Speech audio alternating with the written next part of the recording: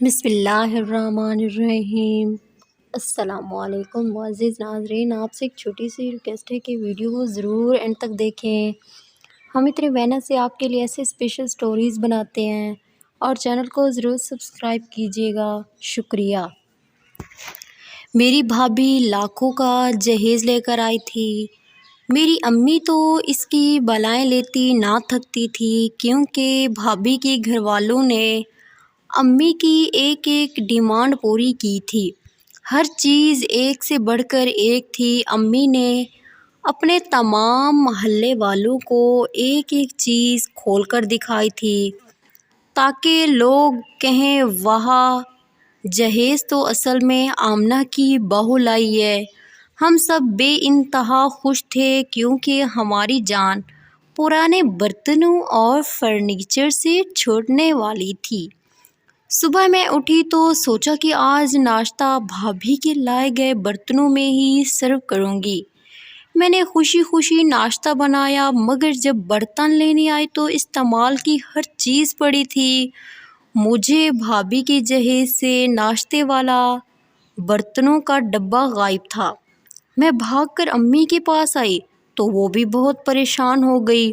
انہوں نے میرے ساتھ سارا گھر چھان مارا، مگر ہم کامیاب نہ ہو سکے۔ امی بولی، ریحانہ، برتنوں کا ذکر اپنی بھابھی سے مت کرنا، خواہ مخواہ وویلا کرے گی۔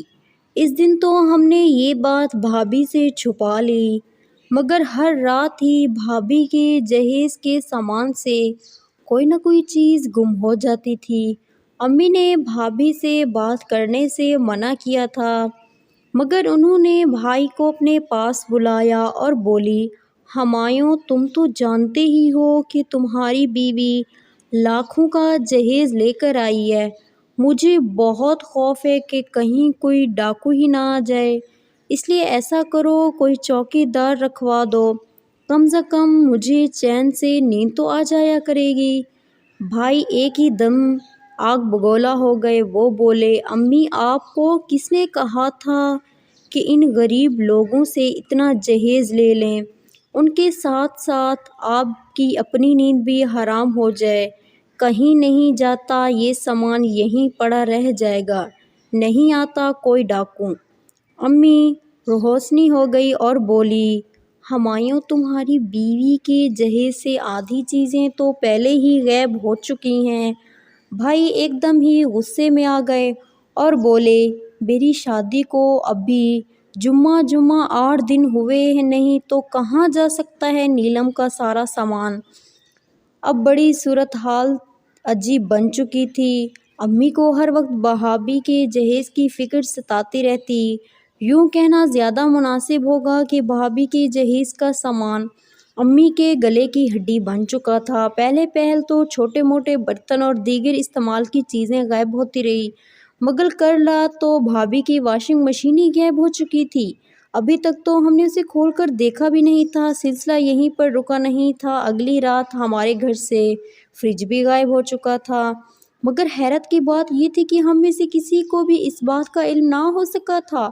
اب امی کے ضبط کی انتہا ختم ہو چکی تھی۔ انہوں نے بڑے بھاری دل کے ساتھ بھابھی کو بتا دیا تھا کہ بیٹی، تمہارے تو آدھا سامان ہی چوری ہو گیا۔ بھابھی ہر لحاظ بالائے طاق رکھ کر پھٹ پڑی۔ وہ بولی، آنٹی جی، آپ کو سامان کا اتنا ہی لالچ تھا تو اس کا خیال کیوں نہ رکھا؟ آپ کو یاد ہے نا وہ دن جب امی ابو ہاتھ جوڑ کر آپ سے کہہ رہے تھے کہ وہ اتنا جہیز نہیں دے پائیں گے، مگر آپ نے دھمکی دی کہ سامان اگر آپ کی مطلوبہ چیزیں جہیز میں نہ ہوئی تو آپ 1 سال پرانا نکاح ختم کروا دیں گے۔ اب مجھے سمجھ آئی کہ آپ یہ سب اپنے ہی کسی مقصد کے تحت کر رہی تھی۔ آنٹی جی خیال رکھیے گا، اگر مجھے میری چیزیں واپس نہ ملی تو آپ جیل کی سلاخوں کے پیچھے ہوں گی۔ امی رونے لگی تھی۔ وہ بولی، بیٹا، آج رات تم اور میں جاگ کر پہرا دیں گے تاکہ چور رنگے ہاتھوں پکڑا جائے۔ میں نے اور امی نے رات بھر جاگنے کی مکمل تیاری بھی کر لی تھی، مگر پھر نہ جانے ہماری آنکھ کیسے لگ گئی۔ صبح اٹھے تو بھابھی کے جہیز کا AC بھی غائب تھا۔ بھابھی کے الگ ویولا کرنے کا ہمیں اس نے بے سکون کر دیا تھا۔ میں اور امی ہر رات ہی کہتی کہ رات بھر جا کر پہرا دینا ہے، مگر پھر ہر رات ہی ہماری آنکھ لگ جاتی تھی۔